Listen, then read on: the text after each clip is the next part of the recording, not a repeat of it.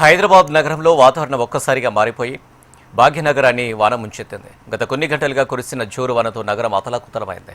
ఈ నేపథ్యంలో హైదరాబాద్ నగరానికి అధికారులు ఆరెంజ్ అలర్ట్ జారీ చేశారు. హైదరాబాద్లోని పలు ప్రధాన ప్రాంతాల్లో వాన దంచుకొట్టింది. ముఖ్యంగా బషీర్బాగ్, నాంపల్లి, లకిడికప్పుల్, హిమాయత్ నగర్, నారాయణగూడ పరిసర ప్రాంతాల్లో రోడ్లన్నీ జలమయమయ్యాయి.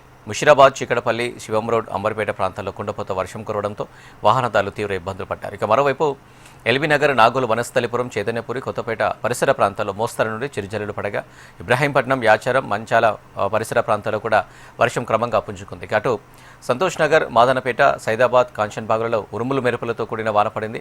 సరిగ్గా ఆఫీసుల నుంచి ఇళ్లకు వెళ్లే సమయం కావడంతో ఐటీ కారిడార్తో పాటు నగరంలోని ప్రధాన కూడలలో కిలోమీటర్ల మేర ట్రాఫిక్ నిలిచిపోయింది. ఇక వర్షంతో పాటు గంటకు 40 నుంచి 50 కిలోమీటర్ల వేగంతో ఈదురుగాలులు వీచే ప్రమాదం ఉందని, ప్రజలు అత్యవసరమైతే తప్ప ఇళ్ల నుంచి బయటకు రావద్దని ఇప్పటికే వాతావరణ శాఖ హెచ్చరించింది.